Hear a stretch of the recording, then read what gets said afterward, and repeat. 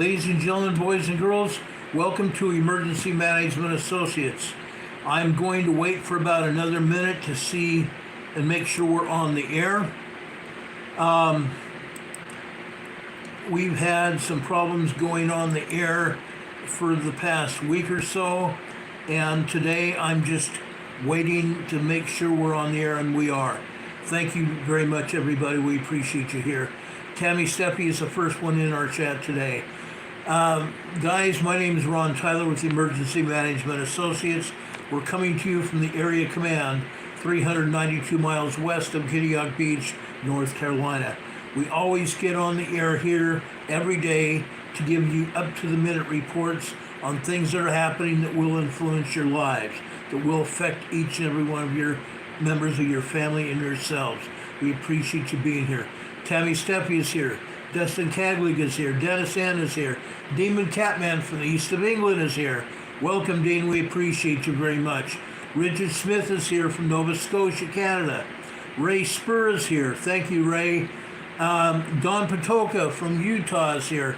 My buddy Don is here. We appreciate you, Don. God bless you, brother. I really love you and appreciate you. Charlene Saban is here. Wendy is here. Reese is here. Thank you so much, guys. We love you. We appreciate each and every one of you. Guys, we have a lot to tell you about tonight. As we talked to you about last night over in Hawaii, it seems to me that Hawaii has not stopped yet. Hawaii is still building up. Okay? I'm going to show you a picture of Hawaii in just a second here. I'm talking not about Maui, I'm not talking about Oahu, but I am talking about the Big Island. So I want to show you this. Okay? Just like we talked last night, there's a lot going on here. Over here is Pahala. Pahala is a distribution point for magma that's coming from way deep in the Pacific Ocean, way south of Hawaii, way down east of Tonga and Fiji. I want to show you this. It's important to understand what's going on. Way down here in the South Pacific, there is a magma plume rising up from the deep inside part of the Earth, way down near the core. That magma is being distributed throughout the world through magma channels inside the crust of the Earth. Over here in Hawaii, the magma is coming here to the Big Island. Okay? It's coming over here to Pahala. Like I said, Pahala is a distribution point for all magma to all the volcanoes around the island. Out to sea, way southeast of, well, actually not way southeast, but southeast of Leilani Estates, we have a 3.0 earthquake out here in the ocean. This, I don't believe, has anything to do with volcanoes, and if it does, it's a way offshore volcano. This is approximately 59 kilometers southeast of Leilani Estates. Up here, Leilani Estates here, this is a 2.2 earthquake. A 2.2 earthquake. Leilani Estates. Now, I will talk about Leilani Estates again in a few minutes. I want to go back down here to Pahala. Okay? I'm going to zoom in here. This is the town of Pahala. Okay, it's just a small town down here in southeast on the Big Island of Hawaii. We have two earthquakes here. This one is a 2.6, just on the western side of Pahala. Over here is a 1.7. This is normal. Both of these earthquakes, guys, are approximately, I want to say, 2 or 3 miles deep.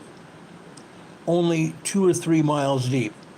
Some of these are as much as 32 kilometers deep, such as this one here. This is 34 kilometers deep.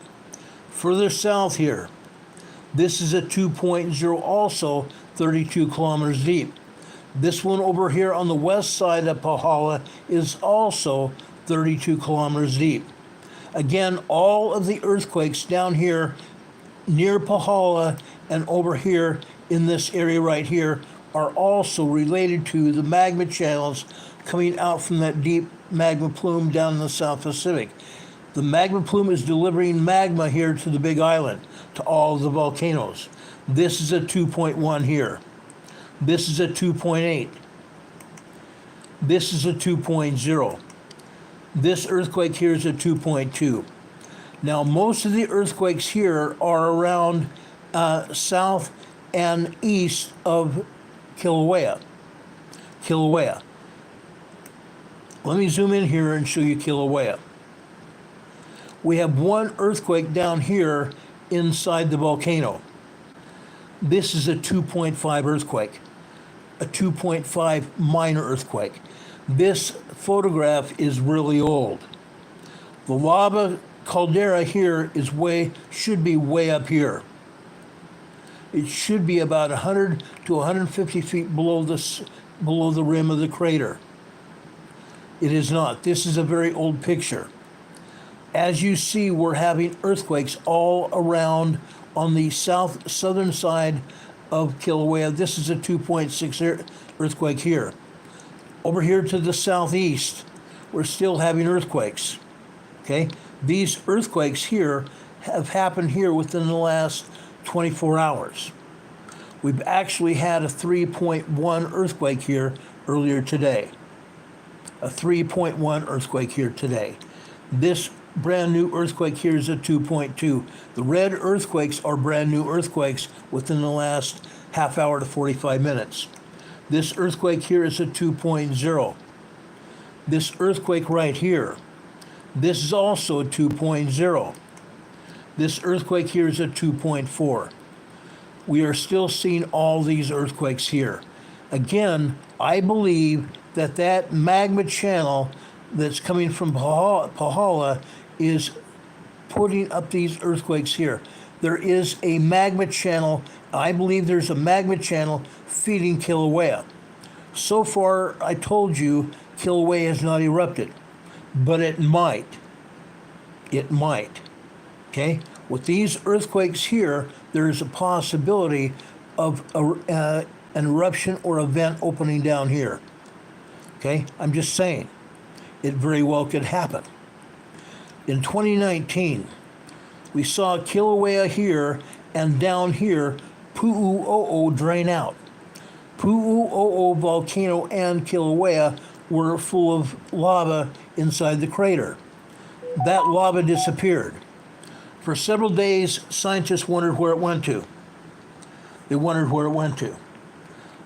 It started opening up here in Fern Forest. Okay? Great fissures started opening up here in the surface of the earth. A total of 24 fissures opened up. Lava poured out of those fissures for over several months time period. In some cases, we believe that the fissures are still putting up sulfur dioxide and carbon dioxide, as you see here. These are lava plumes. What you're seeing here are lava plumes. These white clouds are lava plumes coming up from those fissures. Okay? This is Leilani Estates. This is Leilani Estates. Lava poured out of here and it damaged homes. It damaged homes, burned down homes, and burned down businesses, leaving people homeless here. Again, we have another earthquake here, a 2.2 earthquake, 9 kilometers southwest of Leilani Estates. We may be seeing more fissures open up here. It's been 4 years since that eruption from Kilauea. It could happen again. I'm not saying it will, but it might. Okay? I want everybody to understand that it could happen. We're seeing the same kind of earthquakes that we saw in 2019. Could very well happen. Okay? Andy Friendy is here. Says it's about to erupt magma building up underground. There is magma building up underground. That is why we have all these earthquakes southeast of Kilauea. Okay? Out here in the southeast rift zone. Now, I want to point some places out here. I showed you Leilani Estates. This is Fern Forest. Fern Forest. Why do you think this area is gray? This area is gray because we had fissures erupt here. A lava pouring out of those fissures, and all that lava made its way to the sea here. That's why it's gray. All of this is a huge lava field. It's a huge lava field. We see the same kind of thing happen over here in Leilani Estates. We see lava fields here, we see lava fields here, and a huge lava field over here. When that eruption happened in 2019, the eruptive field put more acreage on the Big Island. It added land to the Big Island. Okay, it could very well happen again. We will see what happens here in the very near future. But all I'm doing is showing you what could happen. We're seeing the same kind of earthquakes. We're seeing the earthquakes happen over a period of time. And this earthquake creeping over here to Leilani Estates should give some angst to anybody that lives over here. Okay? Andy Friendly says it looks the same as Iceland. No, Iceland is a lot worse. Iceland has a lot of lava fields all over the place. Iceland is a huge volcanic island. It's a huge volcanic island. The big island of Hawaii is a big, huge volcanic island. Oahu is a big, huge volcanic island. Maui is a big, huge volcanic island. Okay? Now, since you mentioned Iceland, let's go over here and take a look at Iceland. Okay? The USBS is not showing any earthquakes here in Iceland. Guess what? There are earthquakes here in Iceland.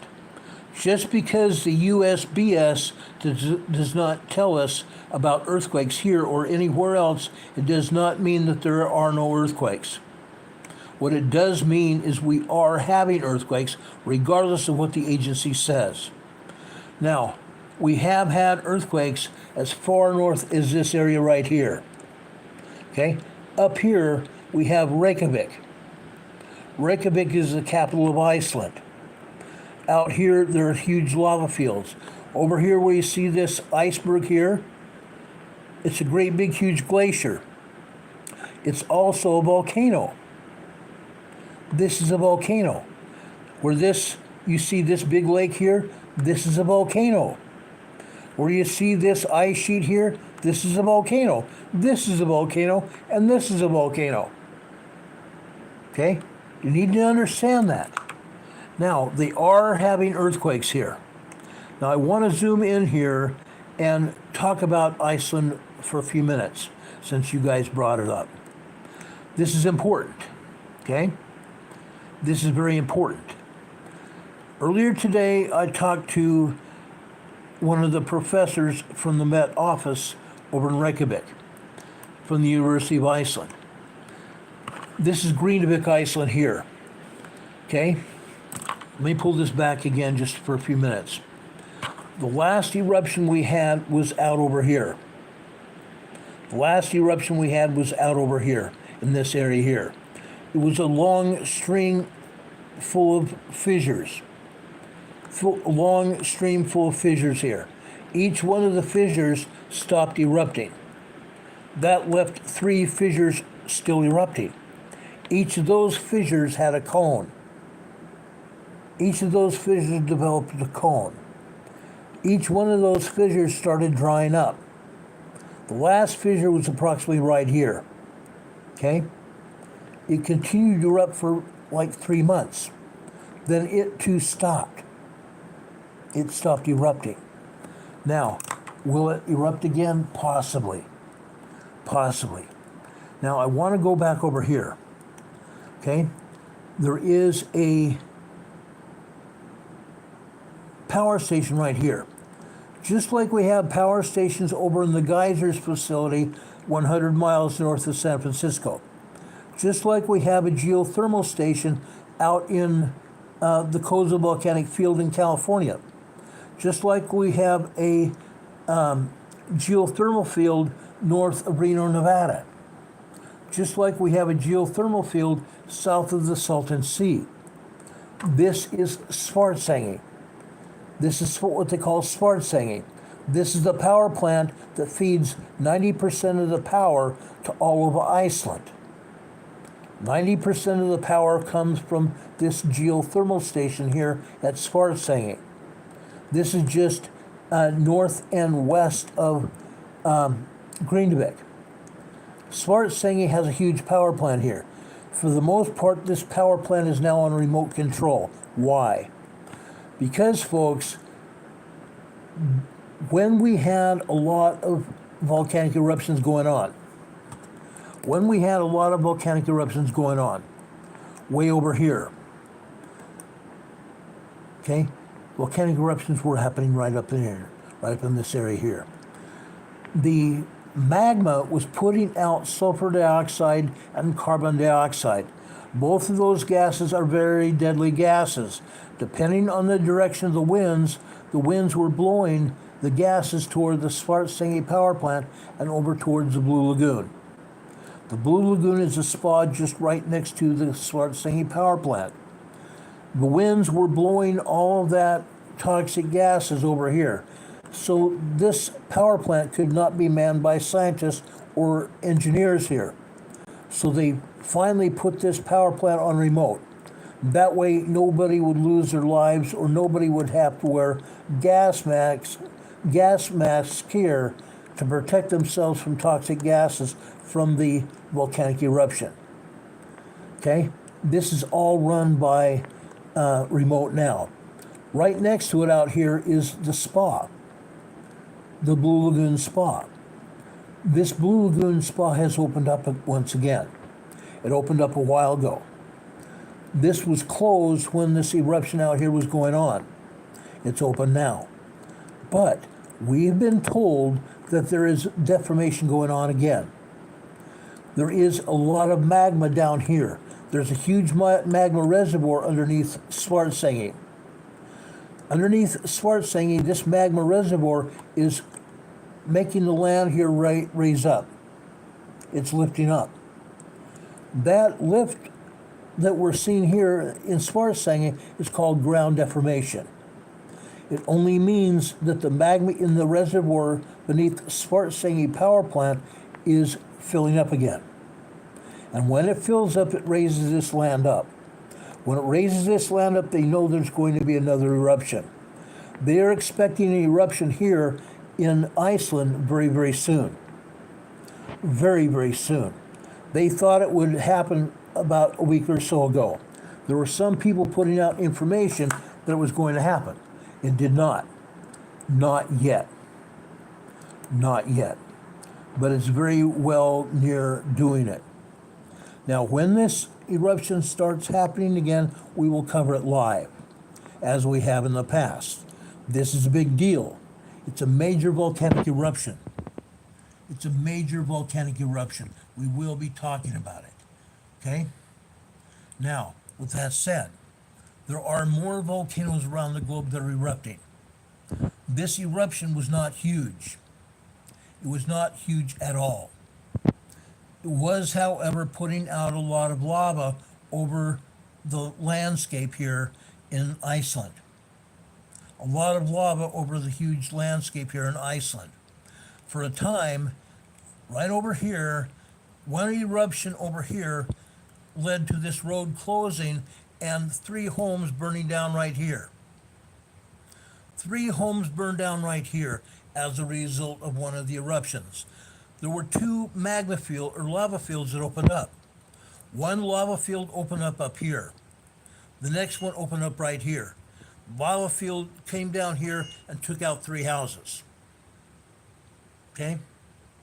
Took out 3 houses. They expect that this new eruption that's about to happen is going to put out 13 million cubic meters of lava. 13 million cubic meters of lava. It's going to happen. Rob52 is asking Heather if I've been talking about Yellowstone activity yet. No, not yet, but I'm going to. Okay? Yes, I'm talking about volcanoes. I'm talking about volcanic eruptions. Okay, but this is just one place where we've had volcanic eruptions a lot lately. Almost all year long. There have been about 6 eruptions since November last year, right in this area right here. 6 major eruptions. But the eruption did not go far into the air like other volcanic eruptions around the world. The lava stayed very near to the ground. It went as high as maybe 200 or 300 feet high. Huge fissures opened up, long fissures, up to 3 miles long. Up to 3 miles long. Most were about 3.4 kilometers long. Others were up to 3 miles long, putting out a lot of lava over a huge volcanic field. Okay? Right now, again, this is Grindavik here.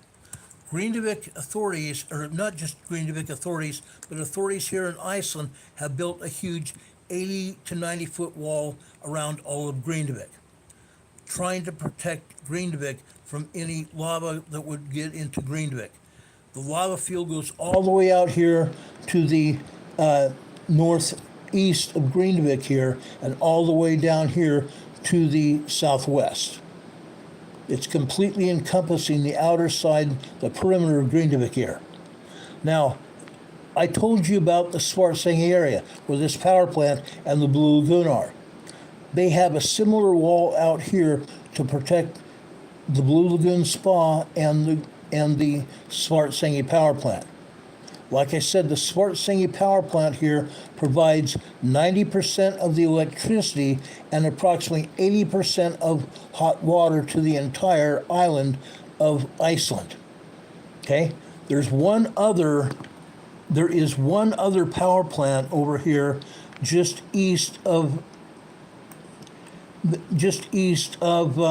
Reykjavik here. There's another power plant just east of Reykjavik here that provides about 10% of the power and 10 to 20% of the hot water. The hot water is coming from the upper magma chambers of the volcano. Both the Svartsengi power plant down here and the power plant here are drilled into the upper magma chambers of the volcano. They pull the hot water, the steam from the volcano, to power turbines, generate electricity here, just like they do at those other geothermal power plants here in the United States. Okay? But in this case, the hot water is providing hot water to over 350,000 people here on Iceland. Okay? That's what's happening. That's what's happening here. Now, there are a lot of other things happening around the globe that we want to talk about. Okay? So stand by with me for just a minute. I want to let my map repopulate here. I want to go over here to northwest of Vancouver Island. Okay? This is Vancouver Island right here where you see my cursor. Just off the northwest coast of Vancouver Island, we have another earthquake. This earthquake is a 4.4 earthquake. This one is 189 kilometers west of Port McNeill, Canada. Port McNeill, British Columbia, Canada. This is in the same area where we had 4 7.0 earthquakes happen December 24th, 2019. This is in the same location where we had 4 7.0 earthquakes happen December 24th, 2019 in the evening of that night, Christmas Eve. Now, right south of there, just south of there, we've had numerous 6.6, 6.5, 6.4, 6.0 earthquakes hit in this area right here. This is the Cascadia subduction zone. This red line closer to shore is the Cascadia subduction zone. This zigzag line right here is called the Juan de Fuca Fault. 234 years ago, right here, the Cascadia megathrust earthquake hit. It was a 9.0, 10.0 earthquake. It destroyed this whole area. Completely destroyed this whole area. The only good thing about it is hardly anybody lived here. The North American Indians lived in this area. The North American Indians lived in this area. They thought it was a great big superhawk. They thought that earthquake was a great big superhawk that destroyed their crops and destroyed their fields and herds. Okay? But it was not. It was a major earthquake. That earthquake caused major destruction from the ground shaking. Approximately 20 to 30 minutes later, a great big huge 150-foot tsunami hit this land, further destroying it up and down this entire coastline, all the way down here to Southern California, down here to the Mexican border. It's going to happen again. That earthquake is expected to happen right in this area, along the Juan de Fuca Fault and or the Cascadia subduction zone off the coast of Seattle, Tacoma, Washington, right here. This next earthquake is going to happen. We are continuing to see many earthquakes hitting this area. I believe that the Cascadia subduction zone earthquake is going to happen within the next I don't see it happening in less than 5 years. I think it will happen in less than 5 years. I don't think it'll be any more than that. This is just one more earthquake in this area. We have had probably close to 600 or 700 earthquakes in this area during the past 6 to 8 weeks. It's continuing, and we're going to continue to report on this because this is going to be affecting millions of people. Millions of people here in Canada, millions of people here in the United States here, and all up and down the west coast of North America. Okay? We're not going to talk about the Cascadia megathrust earthquake tonight, but I'm just telling you, this earthquake is just one more earthquake in the onslaught of earthquakes here in the Pacific Northwest. Okay? We talked about this before, we're going to talk about it again. It's very important that we understand what's happening. I'm putting out the warning voice to everybody. This earthquake is going to happen, and we continue to see earthquakes to support that. And we will continue to update you when these things happen. There are literally earthquakes everywhere around the globe today. There's earthquakes in Hawaii. There's earthquakes over by Taiwan. There's probably 25 earthquakes in Indonesia. But of course, USGS is only showing 2 earthquakes in Indonesia. They're showing 2 earthquakes in Tonga and 1 in Fiji. The earthquake in Fiji is very deep. It's 601 kilometers deep. It's a 4.7 earthquake down there in Fiji. That is going to also propagate a larger, stronger earthquake. It's going to propagate a larger, stronger earthquake to possibly include a 5.7 to a 5.8 earthquake sometime in the next 3 to 7 days. I'm not even going to give it 10 days. I believe that earthquake is going to happen within the next 3 to 7 days. Okay? That earthquake is right here. Okay? 603 kilometers deep. It's a 4.7 moderate earthquake. Notice over here in South America, USGS is only showing us 1 earthquake here. It's over along the coast of Peru, south central Peru. It's a 4.8 earthquake. That earthquake is fairly shallow. It's only 50 kilometers deep. But it is not the only earthquake there. There are 26 earthquakes here along the coastline of Chile, Peru, Ecuador, and Colombia here. They're not showing any earthquakes at all in Central America. What a joke. They're not showing any earthquakes here in southern Mexico. What a joke. It's a lie, folks. It's a lie. They don't want us to know what's going on. Why not? USGS, please.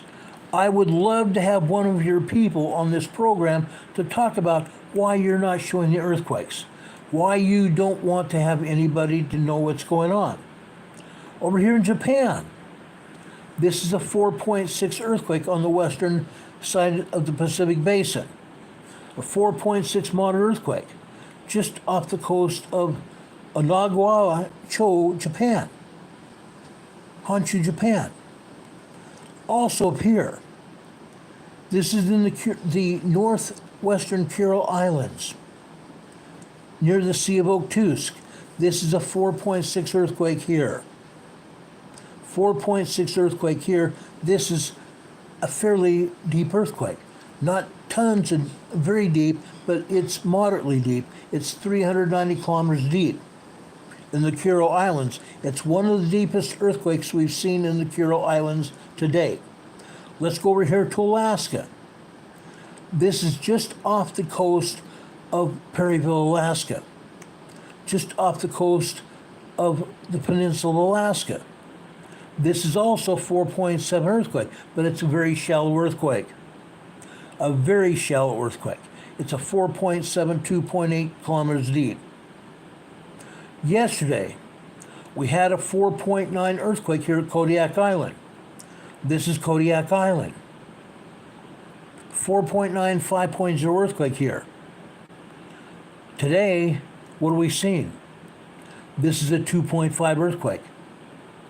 Right out here on the Aleutian Island Fault, just south and east of Kodiak Island, we have a 3.1 earthquake here. Folks, we are having earthquakes here. We're having earthquakes here in Alaska. We will see more and more earthquakes here in Alaska as we go forward. You can take that to the bank. You can take that to the bank. I'm only going to show you some earthquakes here in Alaska here. Right here.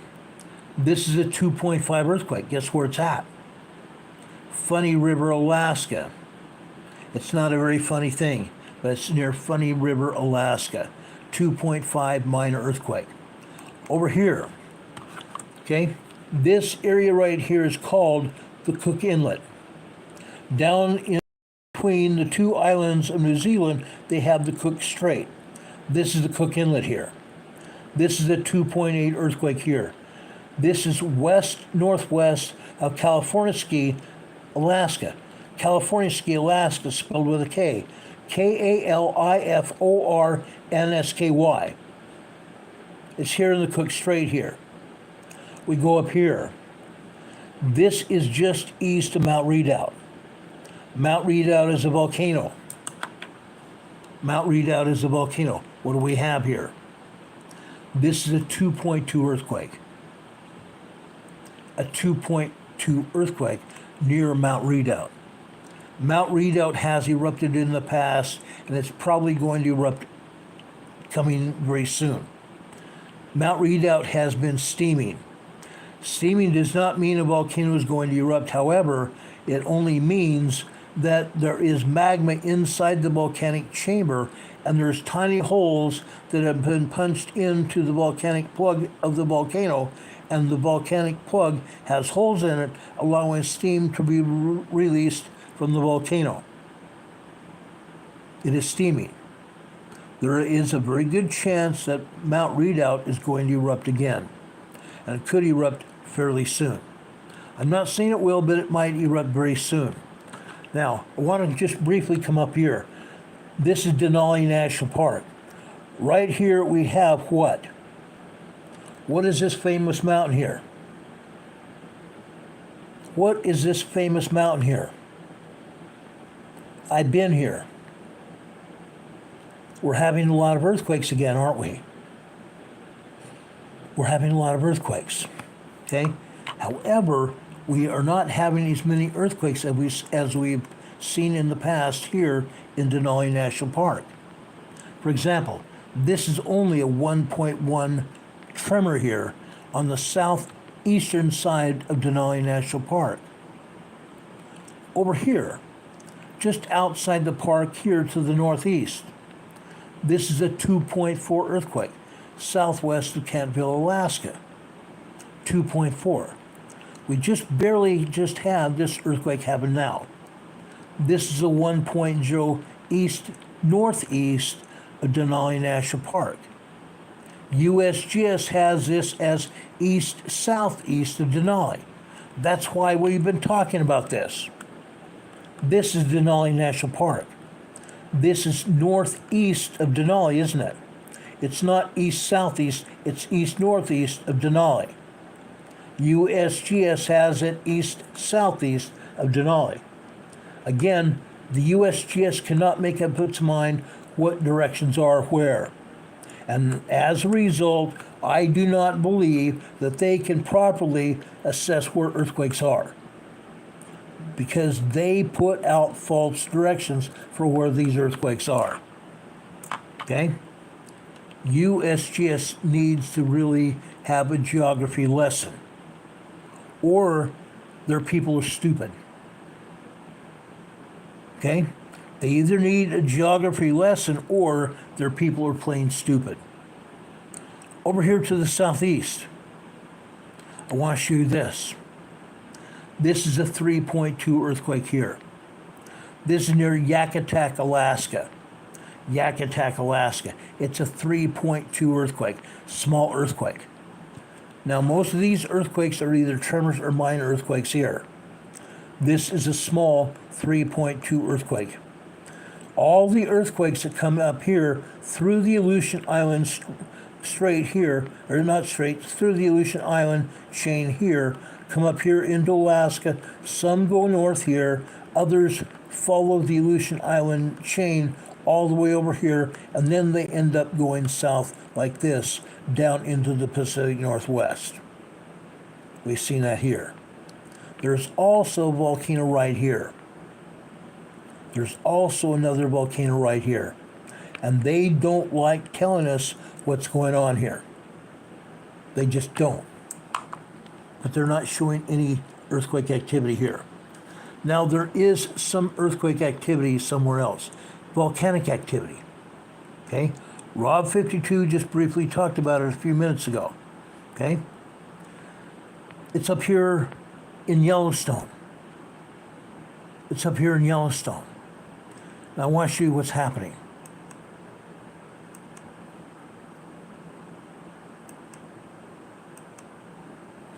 This is Denali, Idaho. This is Denali, Idaho. This is west of Yellowstone. This is west of Yellowstone. Now I'm going to zoom in here. Okay, that's a 3.0 earthquake in Denali, Idaho. Let's go over here to Yellowstone. Okay, this is Yellowstone Lake here. Yellowstone Lake here. Over here we have the Norris Geyser Basin. Just northwest of there, right up and about here, we have another geyser basin. Well, guess what? It's called Biscuit Geyser Basin. Biscuit Geyser Basin. Guess what happened today? Nobody realized what was going on. Nobody had any idea what was going to happen today in Yellowstone. But something did. Something big happened. I'm going to show you what happened right now. Just bear with me for a minute. I've got to get rid of messages here and Messenger here so I can show you what's happening. Okay, this is Biscuit Geyser. This is Biscuit Geyser over here in the Geyser Basin here. This is Yellowstone National Park. Biscuit Geyser erupted at approximately 10:19 a.m.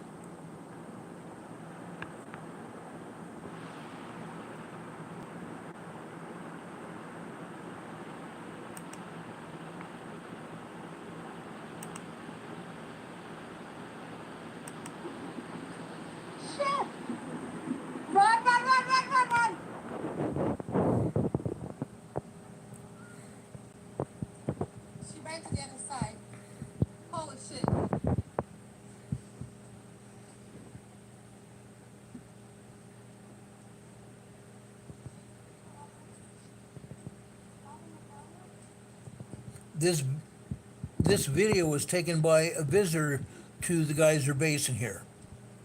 This is not the only geyser basin in Yellowstone, for those of you that have never been here.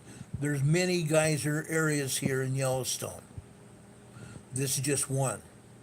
Now you can see the steam cloud from the geyser. It went hundreds of feet up into the air. It first came out black. That black is caused by dirt and substances here that were down here in the earth area here when the geyser erupted. Let's look at that again.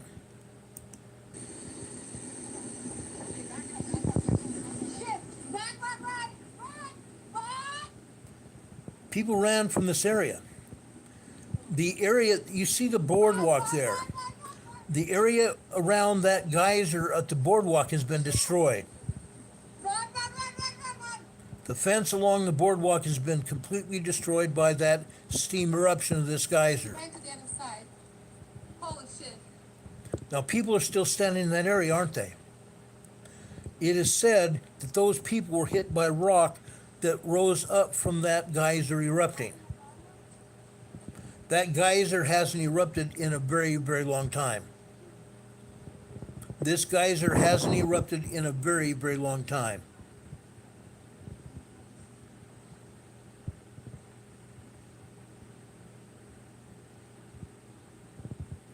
Why did that geyser erupt? This geyser erupted because of the steam and the water in the geyser basin here. It was trapped there. And at some point, when the volcano heats up that groundwater, it literally explodes. The groundwater explodes and it creates this huge geyser here. Okay? Now I'm going to show you pictures of this geyser exploding, and I'm going to show you pictures of the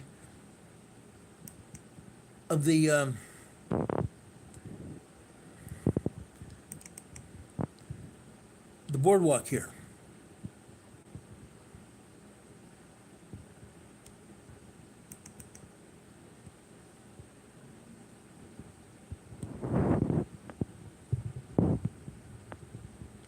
Look at that. This boardwalk was literally destroyed. The fences that were on both sides of this boardwalk have been blown out by the force of that geyser. I believe this guy is from USGS. As you can see, we have a ranger here and two other rangers here, and we may have someone else from the USGS here. Okay? It's incredible. The power of that hot water, that was heated up by the magma beneath the surface caused that geyser to blow. I'll show you one other picture here.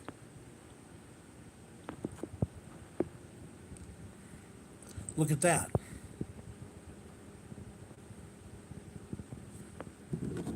There are geysers all over this area. You see steam rising from this area here. There's geyser pools all over this area. This bench was almost destroyed here. You can see this bench destroyed right here. Pieces of wood, pieces of the fence, all laying all over the place, and black igneous rock. Black igneous rock or volcanic rock is laying all over the landscape. When that geyser blew, it threw volcanic rock high into the air, and some people were also hit by that rock. Okay? Does anyone have any questions about what happened here in Yellowstone today?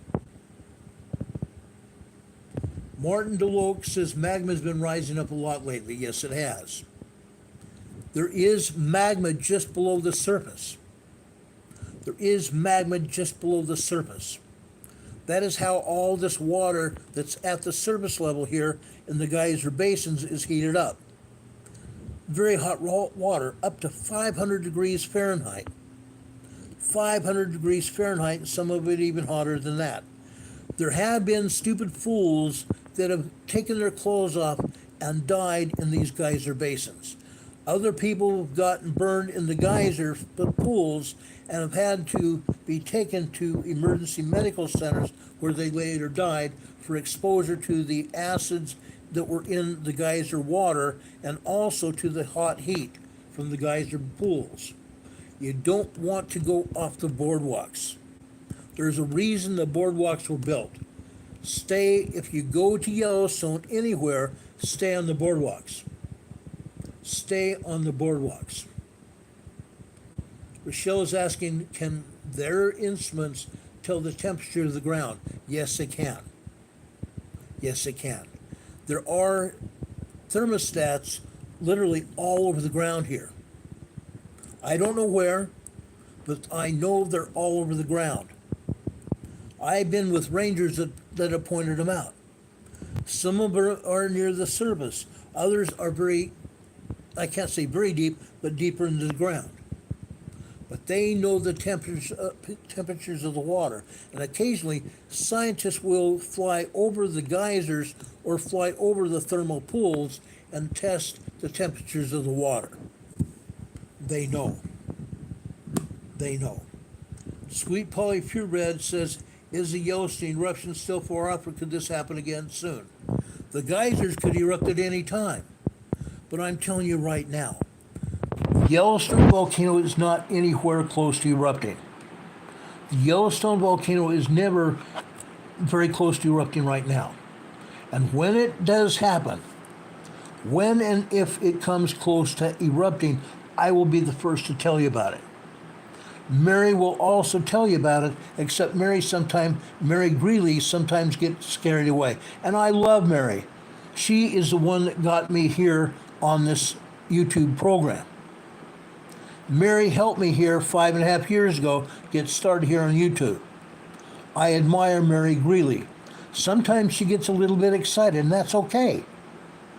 But she is right on about Yellowstone, except Yellowstone is nowhere near going to erupt. It's nowhere near getting ready to erupt. Carolyn Martin's here. Carolyn Martin's been a dear friend of mine for 20 plus years. That's how long I've known her. She says, every morning the rangers walk all the boardwalks with handheld sensors to check for increases in temperature. Absolutely. Aubrey says she has some buffering. It almost doesn't surprise me because YouTube wants to buffer us because YouTube doesn't like me. And that's fine. But YouTube, you need to leave my channel alone. I'm only putting out truth. I'm not trying to dissuade anyone, but I'm here to put out truth. I'm not going to lie to the people. I'm just not going to do it. Texas lady says, honestly, I like to go and spend more time there, but I'm too afraid. Honestly, Texas lady, I would like to spend more time there too, but like you, I don't want to do it. I don't want to do it. No, I'm not afraid of the Yellowstone volcano at all, but I don't want to do it now. There are too many other things going on. Too many other things going on. Carolyn, I appreciate you being here today. Carolyn was fixing supper for her husband, and she decided to come on the air. I was sure she was just going to watch and listen to our program. But I appreciate her coming on the chat here. Darlene Sample says, the way things are going with the water drying up, anything is possible. I suppose anything could be possible. But I don't believe, and I'm watching Yellowstone like a hawk. If you want to go and watch the seismograms from Yellowstone, go over to the Utah Seismology Lab at the University of Utah. You can watch the seismograms. You can watch the seismograms in Idaho, in Montana, and Wyoming. You can watch them in Utah. But you're going to see, like I see here, that the volcano is nowhere near ready to erupt. Yes, we are going to have geysers that do erupt. The geysers are a device whereby the volcano is able to let off steam. No pun intended. No pun intended. But the geysers are a way for the volcano to let off steam. Okay? Rochelle Diaz says, could Could the ground just open up without any eruption? I don't think so. I don't think. When we have earthquakes, sometimes we have fissures that open up. Just east of here in Yellowstone, just east of Yellowstone is a place called Grand Tetons National Park. In the past 5 years, twice in the past 5 years, fissures have opened up in the Grand Tetons.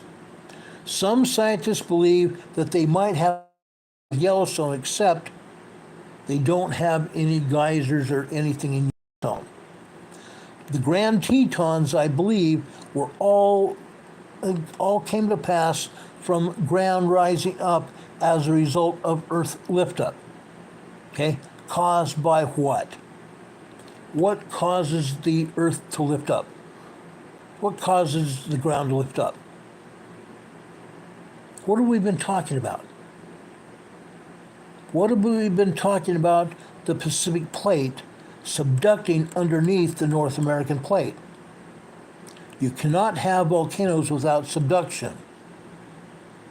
You cannot have volcanoes without subduction. Subduction also causes mountain ranges like this, and mountain ranges over in the Teton National Park. Pressure. Okay? And there have been fissures opened up in the Grand Tetons, and actual trails closed because the fissures that opened up during the past 3.5, 4 years. That's what's happening. But I don't believe Yellowstone is anywhere close to erupting at all. Yes, we're going to see geysers erupt like this. Not as violently as we saw Biscuit Geyser today, throwing igneous volcanic rock up into the air, throwing dirt and other stuff that was on the ground level here, throwing it up into the air. That's why the black. That's why the water from the geyser in the cloud was black. Dirt and other igneous rock inside that steam cloud. Okay?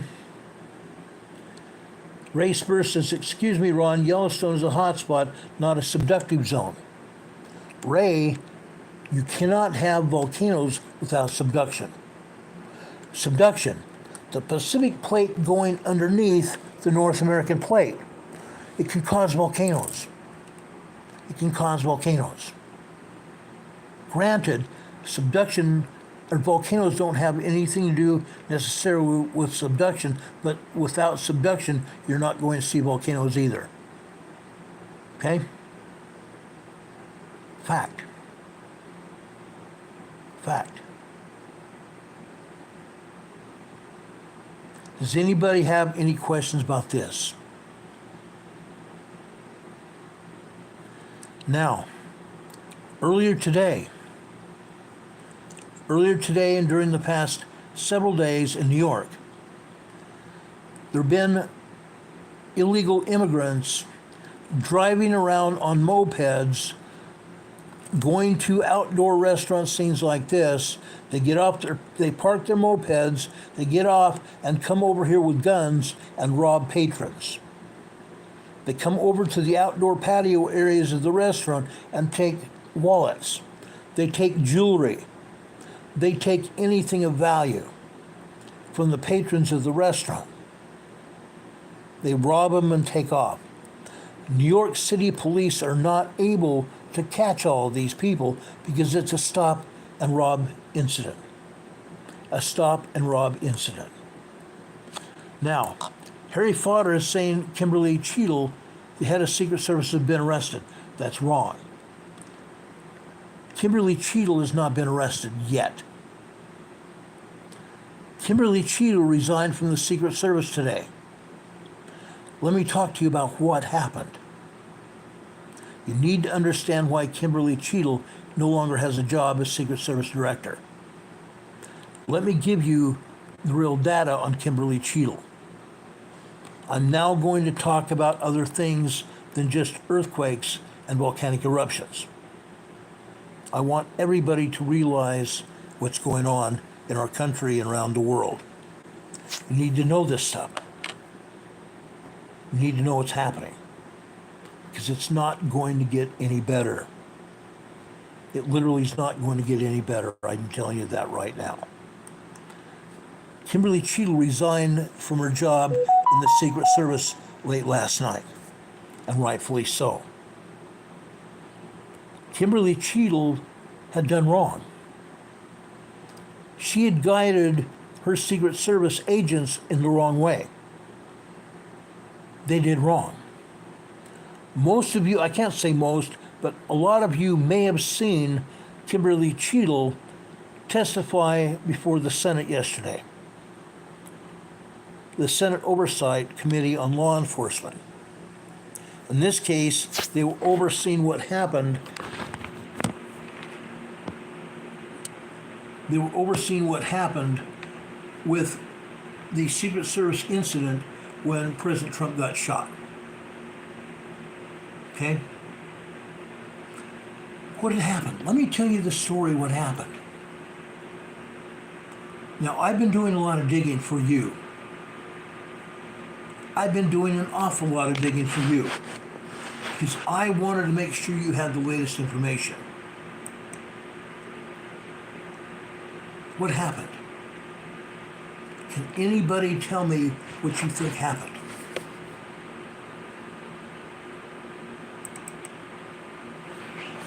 And you're probably right. Charlene Savant says she was an embarrassing sight yesterday. Yes, she was. She lied and lied and lied. She didn't tell the truth at all. She avoided the truth. She avoided the truth. U.S. Secret Service Director Kimberly Cheadle came under scrutiny for the agency's failure to prevent an assassination attempt on President Trump. She resigned. Cheadle faced calls to step down since the shooting at the Trump rally on July 13th in Pennsylvania, which left one attendee dead. A fire chief, a retired fire chief, got killed, and 2 other men were critically injured. And I'm going to tell you the entire story behind that. Mr. Boston is saying hello, Emergency Management Associates. Thank you for being here, Mr. Boston. We appreciate it. But Kimberly Cheadle testified before the Senate Oversight Committee, and she lied and she avoided the truth. Probably 90% of the senators on that Oversight Committee asked her to resign. She announced her resignation early this morning in an email to Secret Service employees and a hard copy letter to the President of the United States. The Secret Service letter I got hold of from the mainstream media. I got hold of it just as soon as she put it out. The Secret Service solemn mission is to protect our nation's leaders and financial infrastructure. On July 13th, we fell short of that mission. The scrutiny over the last week has been intense, and it's going to continue to remain intense as the operation tempo increases. She said, quote, "As your director, I take full responsibility for the security lapse." In a statement following her resignation, President Biden said, quote, he was grateful, unquote, to Cheadle for her service, and that the independent review into the shooting would continue. Biden continued, "As a leader, it takes honor, courage, and incredible integrity to take full responsibility of an organization tasked with one of the most challenging jobs in public service." Homeland Security Secretary Alejandro Mayorkas thanked Cheadle for her lifelong devotion to our country and for leading the Secret Service with skill, honor, integrity, and tireless dedication. She is deeply respected by the men and women of the agency and by her fellow leaders in the Department of Homeland Security. I am proud to have worked with Director Cheadle, and we are grateful for her service. Secret Service Deputy Director Ronald Secret Service Deputy Director Ronald has taken over and has been named as interim acting director. Rowe is a 24-year veteran of the Secret Service. Cheadle called the incident that took place in Butler, Pennsylvania unacceptable and said it was her responsibility to ensure that nothing like this will ever happen again. She said many times yesterday, the buck stops with me. I am the director of the Secret Service, and I need to make sure that we are performing a review and that we are giving resources to our personnel as necessary. Cheadle said during an interview that she would not resign her role, a claim that she repeated several times yesterday during House testimony on Monday. During that contentious hearing, Cheadle called the assassination attempt on President Trump the most significant operational failure of the Secret Service in decades. The Secret Service solemn mission, quote, is to protect our nation's leaders. On July 13th, this mission failed. NCWQ Worldwide Disaster Explorer just gave us a $2 super chat. Becca, I appreciate that so much. I'm giving you an EMA sticker on your super chat, and I'm also giving you another thumbs up for your super chat. God bless you, Becky. Thank you so much. Becky is a dear friend of mine. She gives me information almost on a daily basis, and I appreciate her. Many of you also give me information.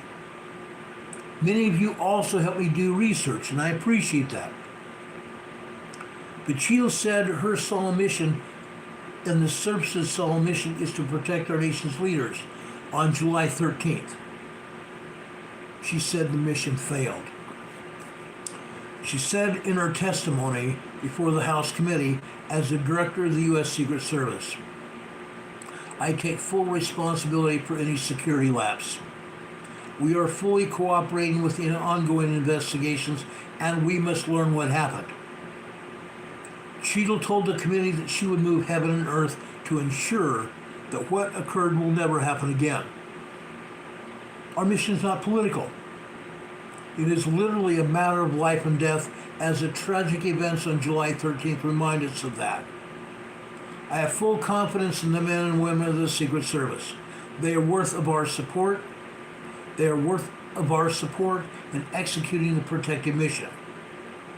Cheadle had faced calls to resign from both Republicans and Democrats about the shooting. John Comer, a Republican from Kentucky, chairman of the House Oversight Committee, told Cheadle in his opening statement at the hearing that he was among those that thought that she should resign. At the end of the hearing, Representative Jamie Raskin, Democrat from Maryland, and also the ranking member of the committee, joined in the calls for Cheadle to resign, saying the director has lost confidence of Congress at a very urgent and tender moment in the history of this country, and we need to move quickly to go beyond this. Following the hearing, Raskin joined Senator Comer, in sending Cheadle a letter requesting her resignation, which she finally gave this morning. Critics question how the Secret Service could fail to safeguard the rally area from such an attack. We've talked about this before, and I'm going to talk about it again.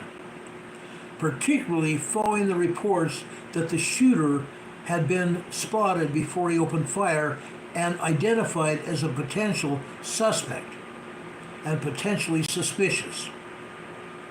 In this particular instance, we did share support for that particular site, and that the Secret Service was responsible for the inner perimeter of the fairgrounds where the rally was held. And then we sought assistance from other local counterparts from local police departments for the outer perimeter. There were local police in that building where the shooter was on the roof. The local police in the area were responsible for the outer perimeter of the building and the outer perimeter of the fairgrounds. Representative Comer said that the Secret Service has a no-fail mission.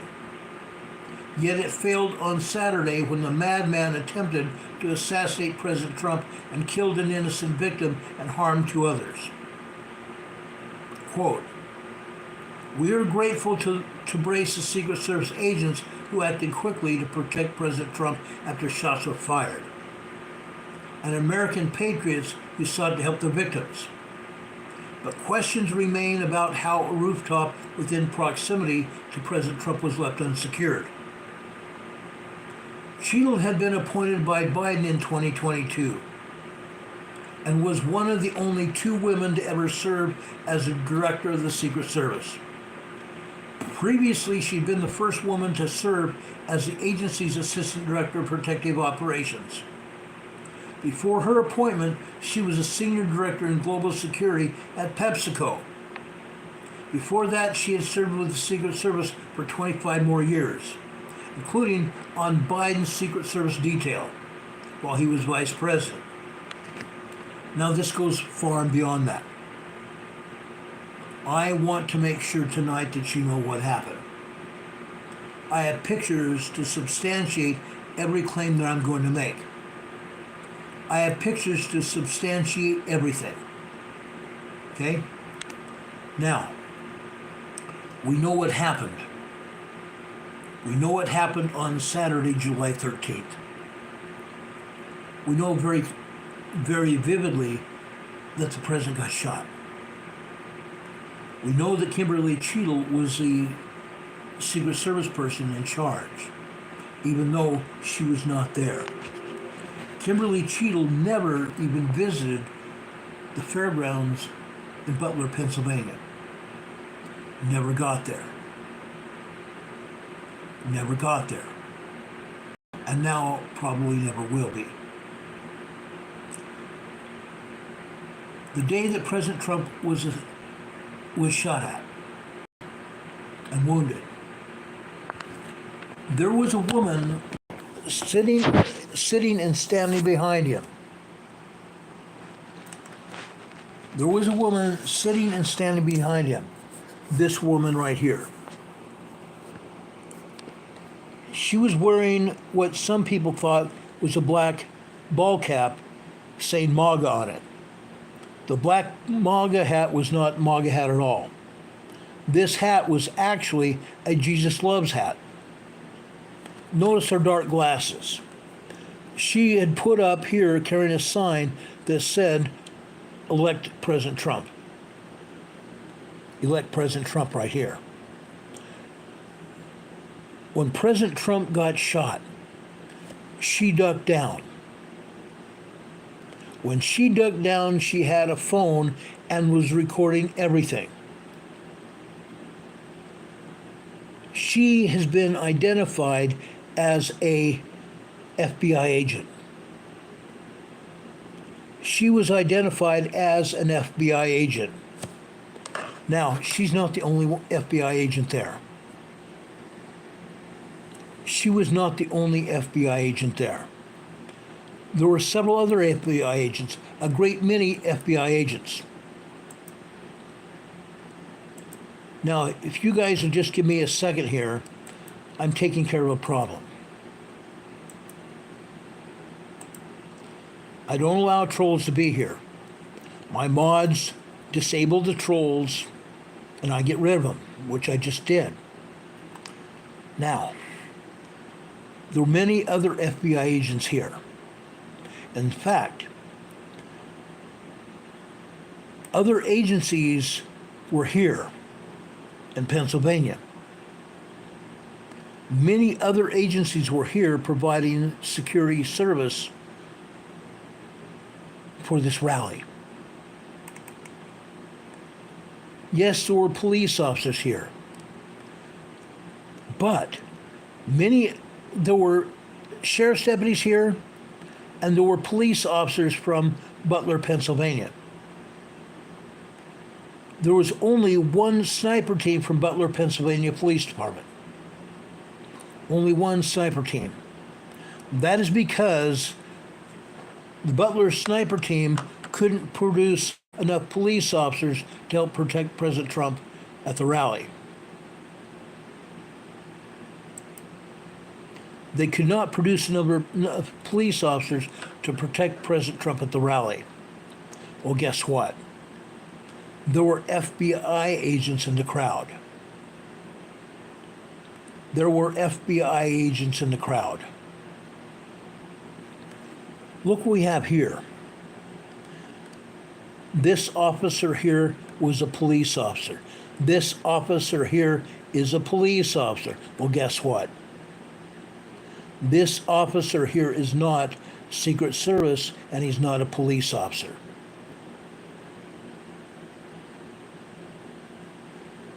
He's not. Notice his bright arm tattoo here. His arm sleeve tattoo here.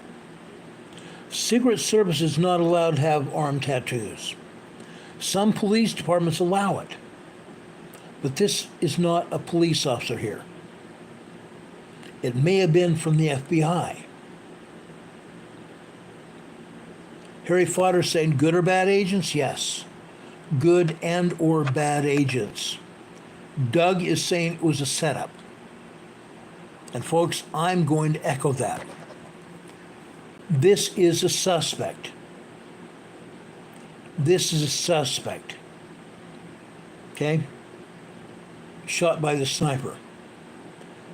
When Kimberly Cheadle yesterday testified before the Senate committee, she said this roof was too steep to put sniper teams on it. This roof was not steep at all, as you can see. It was almost a flat roof. So Kimberly Cheadle lied again, over and over and over here. Okay? Wilson is asking how many three-letter agencies were involved. Probably a lot. Probably a lot. Because this was a setup. This was a setup. There is a lot going on that most people don't even realize. Again, Kimberly Cheadle resigned this morning, early this morning. When she was testifying again today, she testified only a short time. And then other agency heads testified with her as police departments. Other police departments came in and testified. But who are these agents here? Are they agents from the Secret Service, or are these agents here from the FBI? Nobody knows. Nobody knows who any of these three men are. From the FBI or the Secret Service, nobody knows. Arnold Smith is saying that roof slopes not more than 3-2 pitch. I agree. 3-12 pitch. I agree. Kimberly Cheadle lied. She lied on the day of the assassination when she said it was a steep roof. She lied again yesterday. Other police chiefs and the Pennsylvania State Police Commissioner testified today. The commissioner said he was out there and walked on that roof and testified that it was not a steep roof at all. Unreal. Unreal. There's a lot going on. Now, I thought I had another picture here to show you. I thought I had another picture here, but apparently I don't. This building that shooter was a two-story building.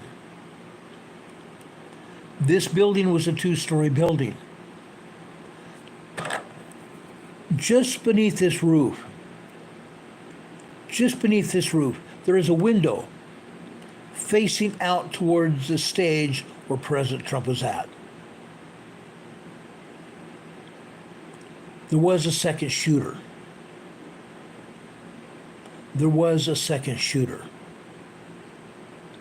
And guess what?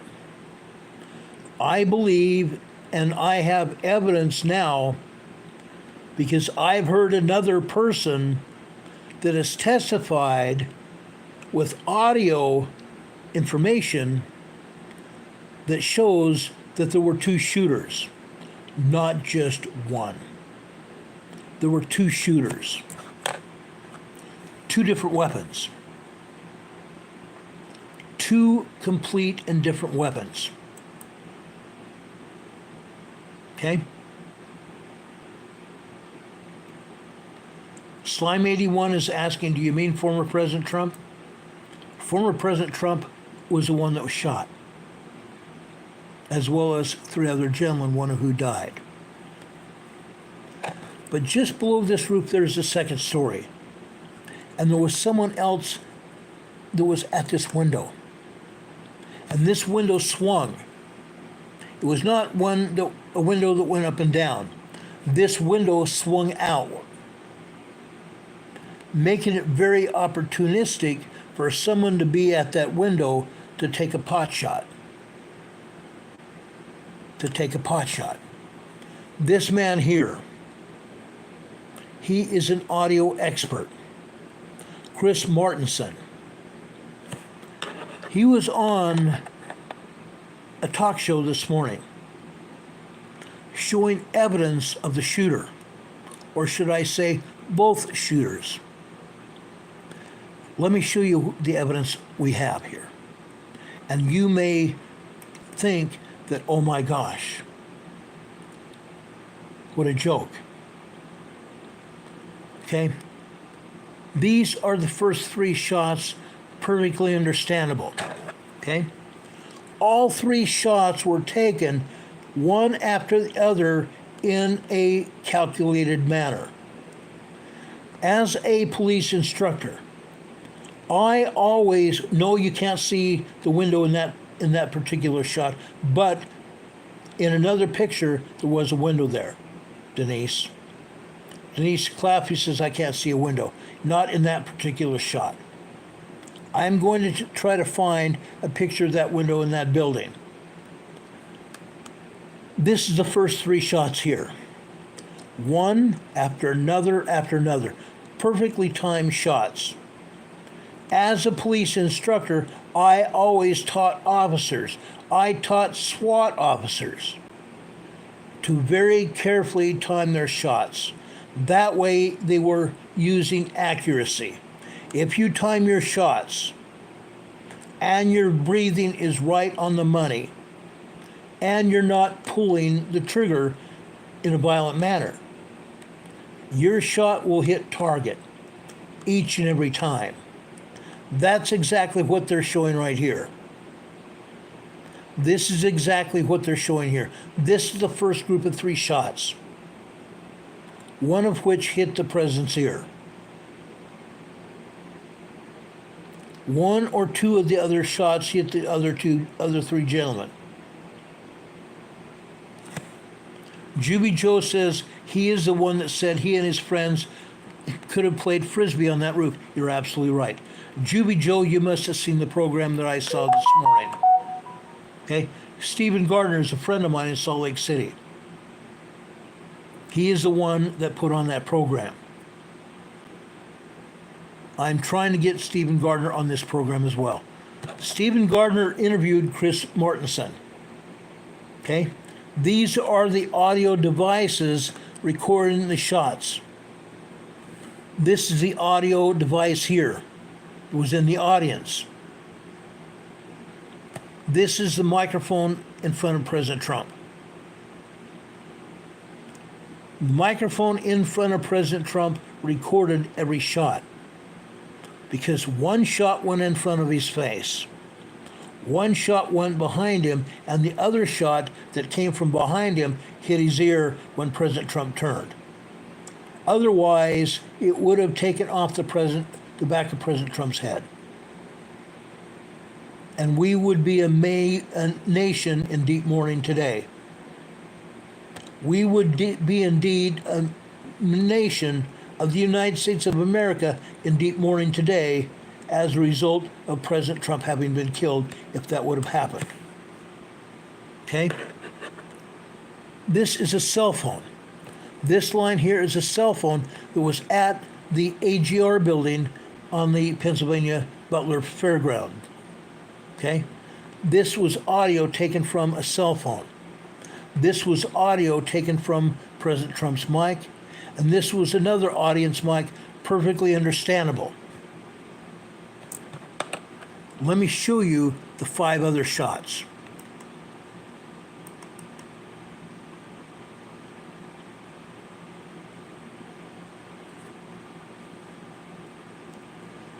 In the 5 burst shot, the last 4 were at world record speeds.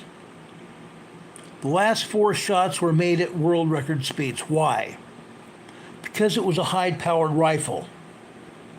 High-powered rifle bullets travel at the speed of sound. So when you have a bullet traveling at the speed of sound, the first thing you're going to hear is the shot going off. Then you're going to hear the bullet as it passes the microphone. Then again, you're going to hear another bullet being shot off here, and perfectly timed, you're going to hear the shot being picked up by the microphone. Another shot being picked up by the microphone here. Again, supersonic speeds. The 4th shot, the same way. The 5th shot, the same way here. A total of 8 shots. And something else that the Secret Service director lied about was that she said that there were 8 shell casings on the roof. No, there weren't. There were 3 shell casings on the roof, not 8. They have not found the other 5 shell casings as recorded right here. 5 shots in 3/4 of a second. 5 rifle shots in 3/4 of a second. You can't do that with a handgun. It has to be a high-powered rifle. Okay? But what you're seeing is right here. Okay? You're seeing it here. Mr. Martinson came on Stephen Gardner's program and showed this information. There were 2 different gunmen, not just one. There were 2 different gunmen, not just one, and there may also be a third. There may also be a third. Now, one of my dear friends here is Cowboy Roy Rogers. He's in our chat here.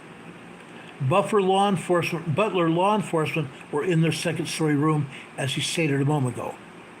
But that was in the state police colonel testimony. Yes, there was a colonel from the state police that testified in the Senate hearing today. Okay? Patricia Reichel says they need to look by the water tower for the shell casings. I agree. There was someone on the water tower as well. And I showed you the water tower, I believe it was yesterday. There were 3 different sounds of gunfire. 3 different sounds of gunfire. Now there's something else going on. Juby Joe says audio is included. There is. There is audio included on Stephen Gardner's program. Now there's something else that we need to talk about today. President Biden, until today, nobody even heard from him.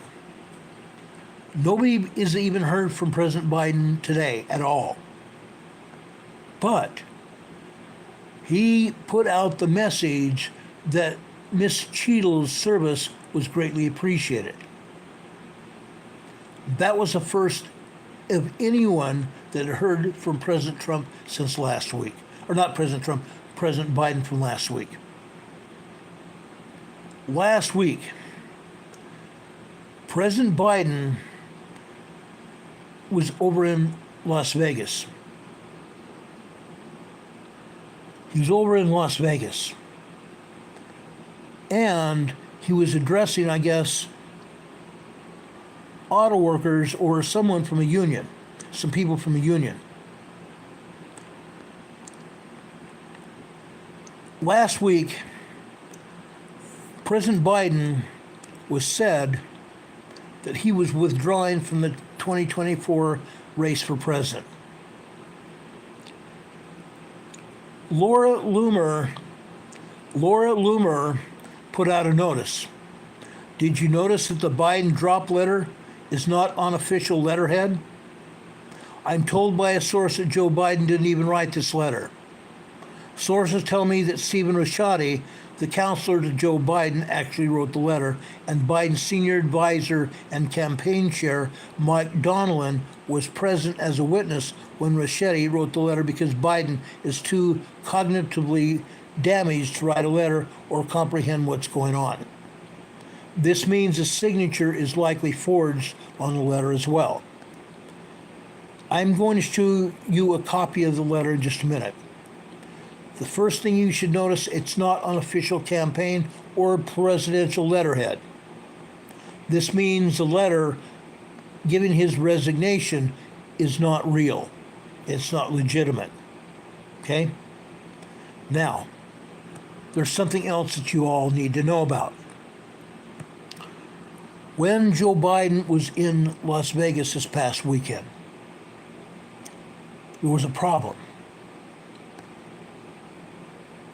Joe Biden was cognitively unable to do anything. And for some people, they thought he may have had a stroke. Other people say he may have died. Laura Loomer said, quote, "The Democrats are pretending to be Joe Biden, whose corpse is literally rotting away inside the White House," unquote. I would need to show you that because you need to know what's going on. You all need to know what's going on. Now, I believe I have a copy of the letter here.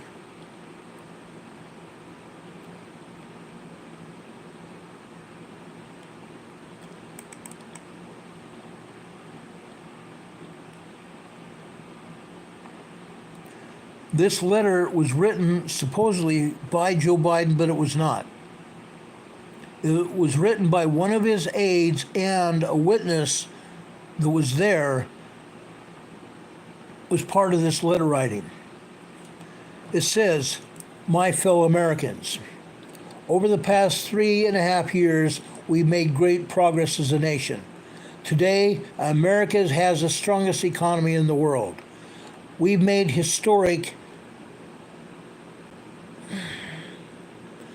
investments in rebuilding our nation, in lowering prescription drug costs for seniors, and expanding affordable health care to a record number of Americans. We provided critically needed care to 1 million veterans exposed to toxic substances. We passed the first gun safety laws in 30 years, appointed the first African American woman to the Supreme Court, and passed the most significant climate legislation in the history of the world. America has never been positioned to lead than we are today. I know none of this could have happened without you, the American people. Together we've overcome a once-in-a-century pandemic and the worst economic crisis since the Great Depression. We protected and preserved our democracy, and we've revitalized and strengthened our alliances around the world. It's been the greatest honor of my life to serve as your president. And while it's been my intention to seek re-election, I believe it is in the best interest of my party and country for me to stand down and to focus solely on fulfilling my duties as president for the remainder of my term. I will speak to the nation later this week in more detail about my decision. For now, let me express my deepest gratitude to all those who have worked so hard to see me reelected. I want to thank Vice President Kamala Harris for being an extraordinary partner in all this work. And let me express my heartfelt appreciation to the American people for the faith and the trust you placed in me. I believe today what I have always have, that things are nothing, there isn't anything America can't do. And when we do it together, we just have to remember we are the United States of America. Now, let me show you this. Okay? This is supposedly Biden's signature. But this is not Biden's signature. It says Joseph R. Biden Jr. here. Joseph R. Biden would not have written this letter except on presidential letterhead. This is not on presidential letterhead. This is dated July 21st. Okay? This is written on, supposedly on July 21st. This was not written by Joe Biden, and this does not say that he is turning the country over to Kamala. However, I found this today, coming from Joe Biden.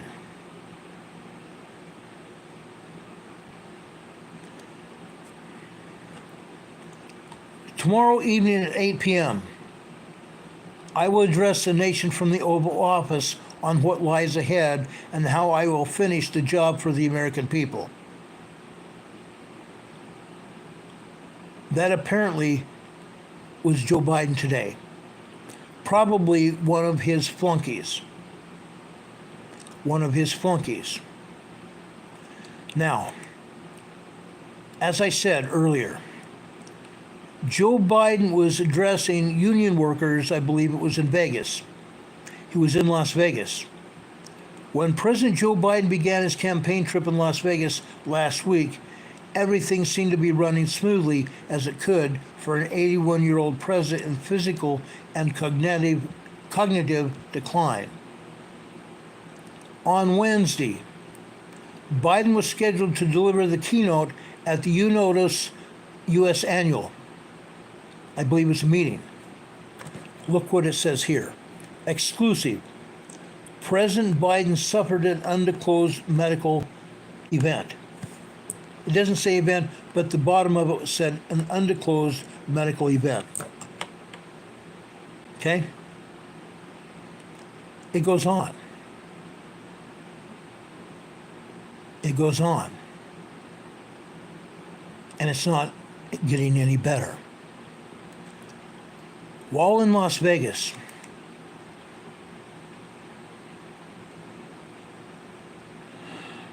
something else happened. Something else happened. So we have Las Vegas Metro and law enforcement officials who said Joe Biden slipped and hit his head during his Las Vegas visit. We have all planes are being diverted away from Delaware. We also have the Capitol flags flying half-mast. And Kamala Harris is meeting with Joe Biden's staff. So this is looking like an unofficial announcement that Joe Biden is no longer with us, especially since Israeli Prime Minister Benjamin Netanyahu reportedly requested to meet with President Donald Trump due to Biden's absence. Isn't that interesting? It gets worse. It gets worse. So Biden had a medical issue when he was there in Vegas. It's worse. What happened there?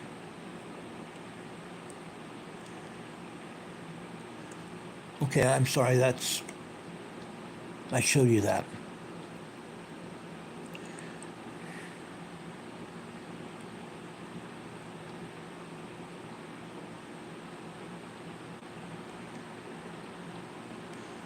There was one other thing I was going to show you, and I can't find it right now. Biden supposedly had a medical issue in Vegas, either a stroke or he fell and hit his head or whatever. Biden was supposedly supposed to travel to the medical center there in Vegas. The Secret Service asked the Las Vegas police and the other agency officials in Vegas to clear the roadway to get President Biden to the hospital as soon as possible.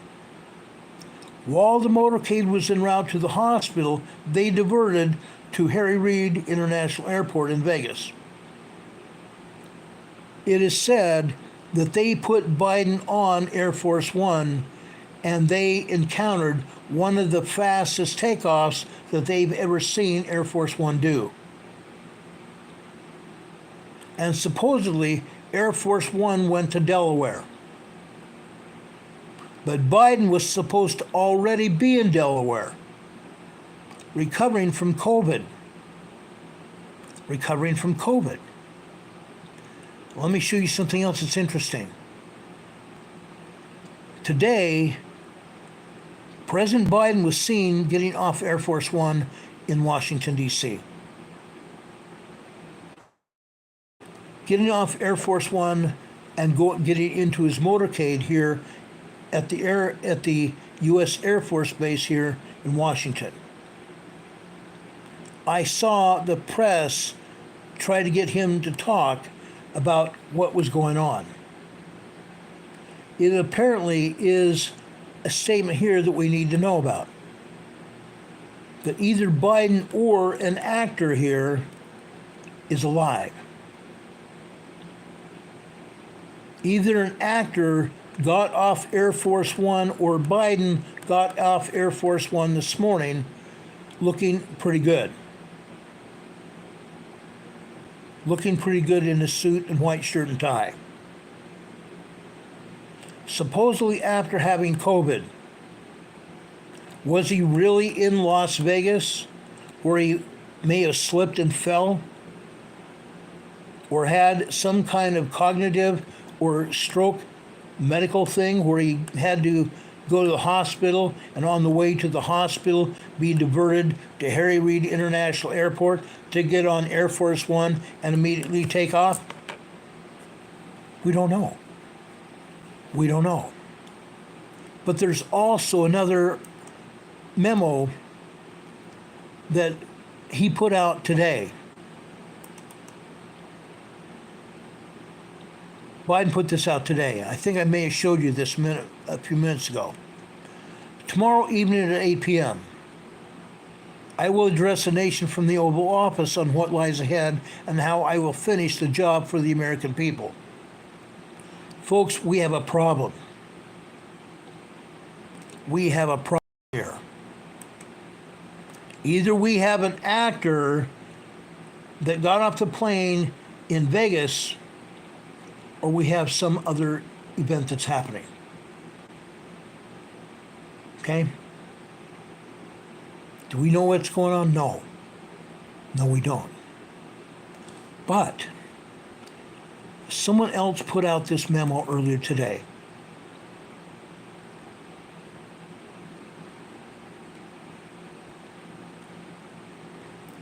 Someone from the Alex Jones Show here, live. America is in an undeclared national emergency. The unelected deep state has successfully executed a coup against the executive branch and is now planning to move against President Trump and the American people. Do we know what's going on? No. We absolutely don't know what's happening. But what we do know is that allegedly Kamala Harris is running for President of the United States. And supposedly, Kamala Harris today got all of the money that was contributed to the Joe Biden campaign for his re-election. She got all that money applied to her. So she is actually the one running for President of the United States and not Joe Biden. Supposedly, Joe Biden is going to tell us that tomorrow night. But on top of that, there's something else that everybody needs to know about. Congress is already written up articles of impeachment against Vice President Kamala Harris. Representative Andy Ogles, OGLES, Republican from Tennessee, has introduced articles of impeachment against Vice President Kamala Harris. Okay? So she has not even assumed the presidency yet, and she's already in the process of being impeached. Rob52 says, God help us if Kamala Harris wins. I agree. I completely agree. The deep state has now put the United States of America in a huge coup d'etat. A coup against the presidency of the United States, the executive branch of the United States. Okay? Putting Vice President Harris in as a temporary president, or running for President of the United States. It's insane. This is literally insane. But folks, I'm seeing this. I'm seeing this. All of us are seeing this. It's no joke. First, the Secret Service director was lying to us. The director of the FBI, Director Wray, has been lying to us. And the Secretary of Homeland Security has been lying to us. Be Real Beast just gave us a $5 super chat here. There was EAMs with TBI communication falls in line with what you're saying. Yes. And I just gave you an EMA sticker on your super chat. Thanks for that. We appreciate your $5 super chat.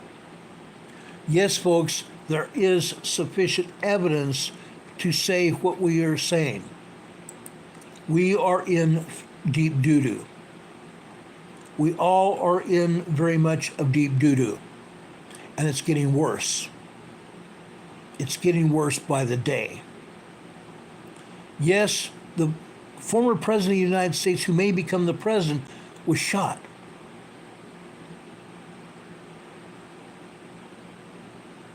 He had divine intervention. Fortunately, he's still here. Fortunately, he's still here. And fortunately, we are here too. But folks, things may get very bad for us. Things may soon get very bad for us. I'm telling you, each one of us needs to keep our head on the swivel. We need to keep our heads on the swivel, guys. This is not good. This is not good. It will be interesting to see what Biden has to say tomorrow night.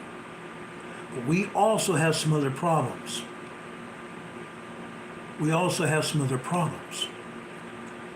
Prime Minister Benjamin Netanyahu from Israel is supposed to be here to address Congress. But there's something else. There's something else all of you need to know about. Something else started today. Let me show you this. This was breaking news this morning. Breaking news this morning. A large mob has flooded the U.S. Capitol, one day ahead of the planned day of rage against Netanyahu's visit to Congress. These people are Antifa and anti-Israel protesters from Palestine. Okay? Far-left Antifa and Palestinian national groups have announced plans to shut down Washington, D.C. in response to Israeli Prime Minister Benjamin Netanyahu coming to speak to Congress on July 24th. Tomorrow. NCWQ Explorer says, guess what? And they won't be arrested for being in the Capitol. They should be arrested for being in the Capitol because they do not have permission. Yes, you have to have permission from the U.S. Capitol Police to do a protest on federal property. And this is federal property. The United States Capitol building is federal property. Mary M. is asking, where is the Capitol Police? That is exactly what I am asking all of you. Where is the Capitol Police? They may have overpowered the Capitol Police. The only way they'll be able to rid the Capitol building of the protesters is to bring in the National Guard and take them out. We do not have enough Capitol Hill police officers to arrest all of these protesters. There are several hundred protesters already in the building, as you can see. Someone in the chat just said, and this is something that all of us must remember. That's an insurrection, right? It absolutely is an insurrection. What we saw on January 6th was not an insurrection at all. These people here do not have permission to be here. The people on January 6th that entered the Capitol building were let in by the police. They were allowed to be in there with the police. Some police officers even accompanied these men and women that entered our Capitol building on January 6, 2020. They allowed them to be there. These people forced themselves in here. They should be arrested. Hurricane Heather says, we are not a godless nation. We have faith.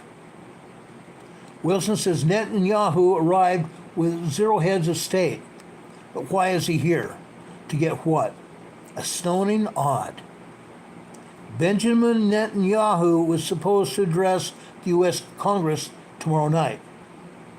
It's interesting to note that Biden is supposed to be addressing the United States people tomorrow night at 8 p.m. What's going to happen? What time is Biden supposed to address Congress tomorrow?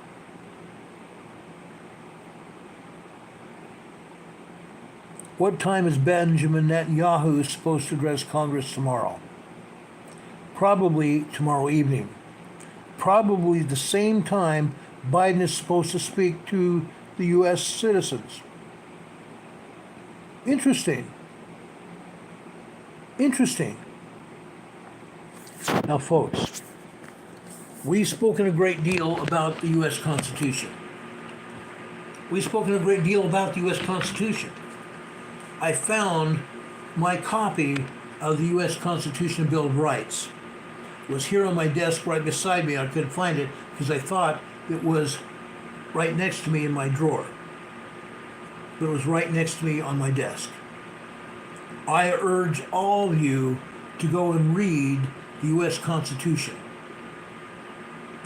Go ahead and read the U.S. Constitution and the Declaration of Independence and the Bill of Rights.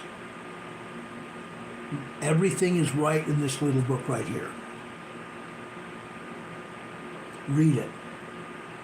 Hurricane Heather says she carries hers all the time. Mine has been here in my desk for quite some time. Okay? Read it, guys. We all need this. We all need this. We, for the most part, are U.S. citizens. Yes, we have other people in our EMA group from other countries. That is because we are an international organization. We support the United States of America and our allies.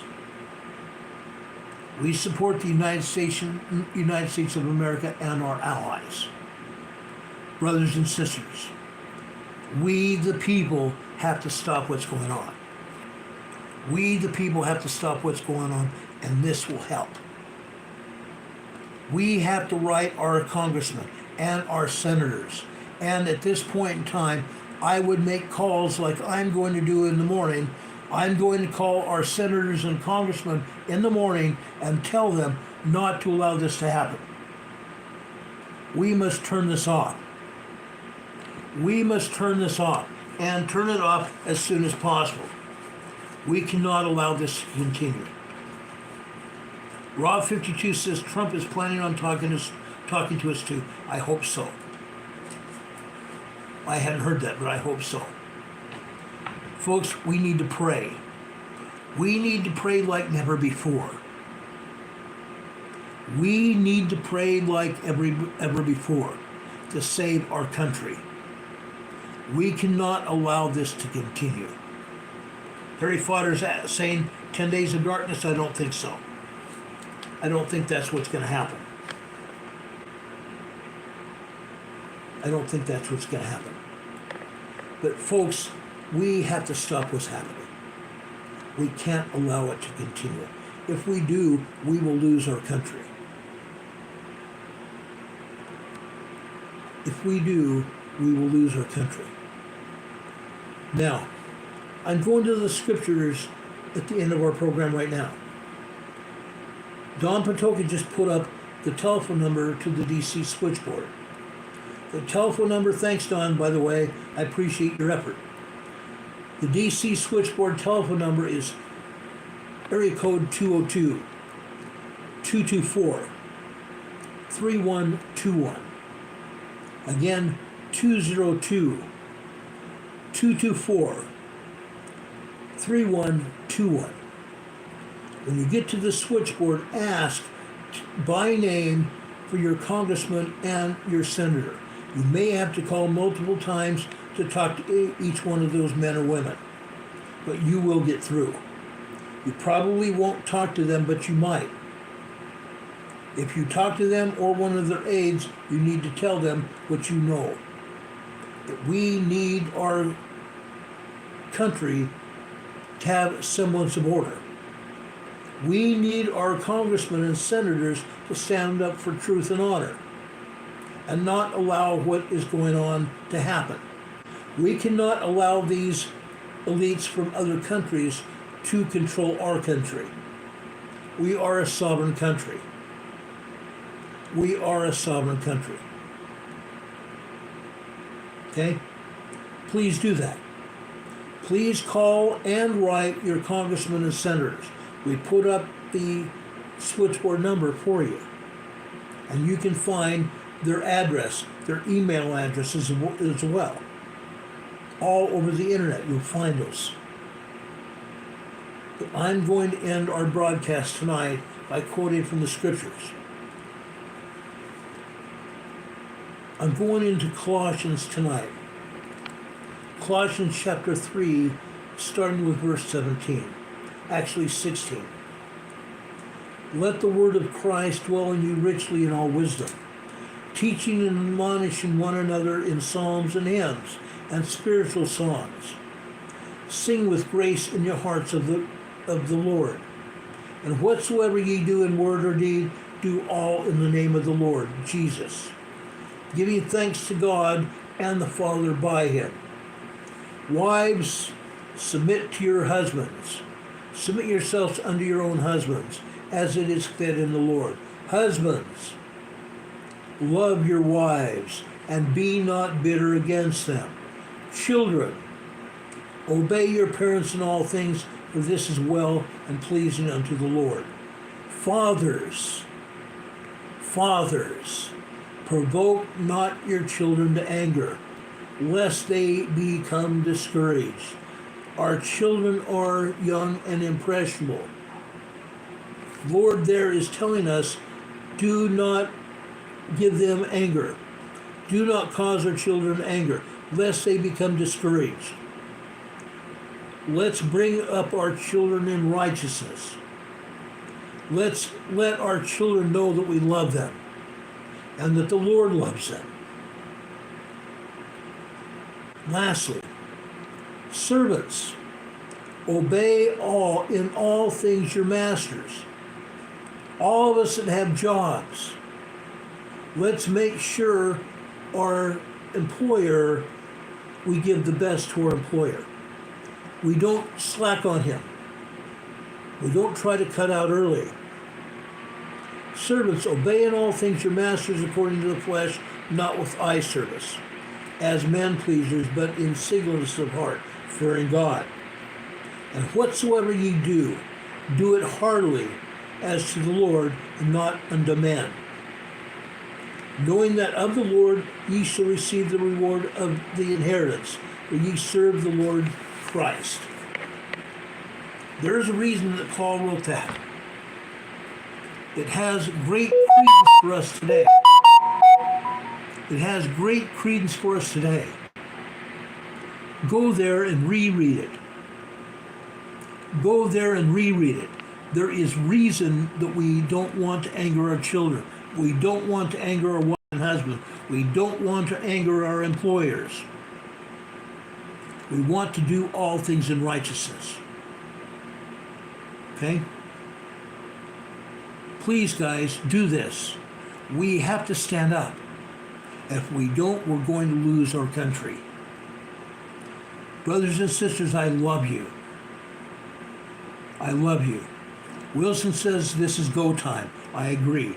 This is absolute go time. We do not have anything left. But we have the gas tanks left in our bodies and in our hearts. And we can do this. We can do this. May God bless you. May God be with you. Demon Catman is here in the chat, says, thank you, Ron. Blessings to you and Carol. Thank you, Mod Squad. EMA family. Blessings to everyone. Much love.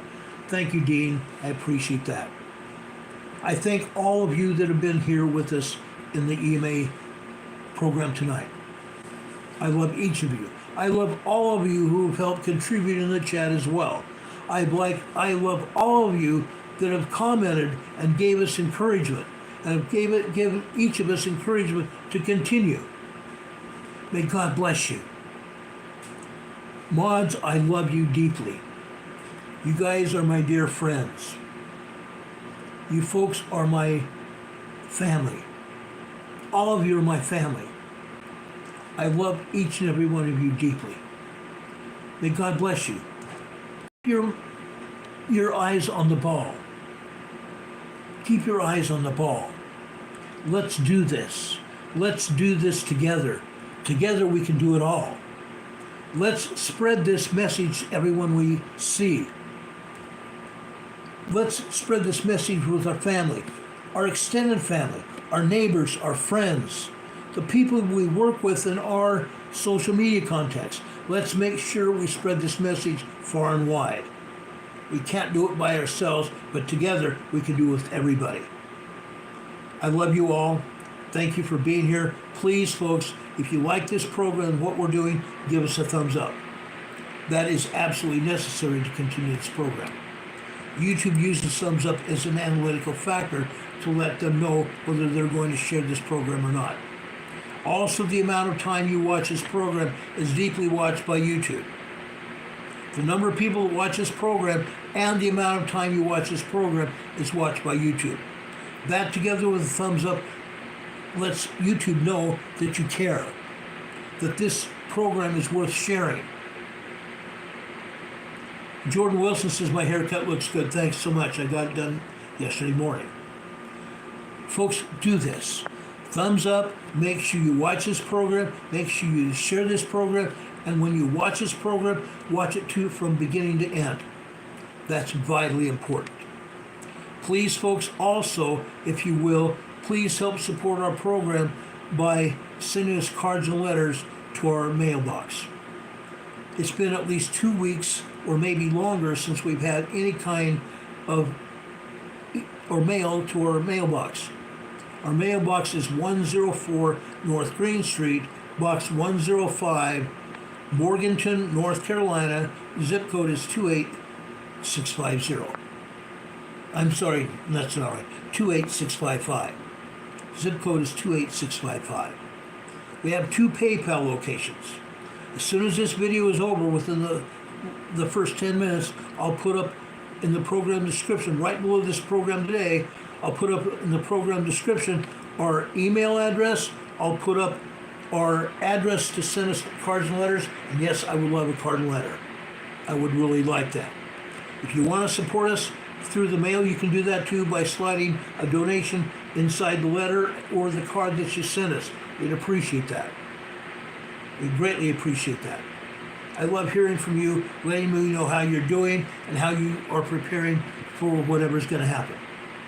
We love you. We love you a great deal. Please do that for us. Please support us to our PayPal as well. We'd appreciate that greatly. Godspeed, everybody. Let's go do it to them before they can do it to us. We got it. We got this. Judy Jo says, yes, Carol makes her hubby look good. She does. My wife is a wonderful woman, and I love her greatly. God be with you until we meet again. We will see you tomorrow night. Unless something else happens tonight, we'll be back on the air to tell you about it as soon as the information becomes available. Otherwise, we'll see you tomorrow night, sometime between 6 and 7 p.m. Eastern Time. God be with you until we meet again. We will see you later, guys. I love you very much. See you soon.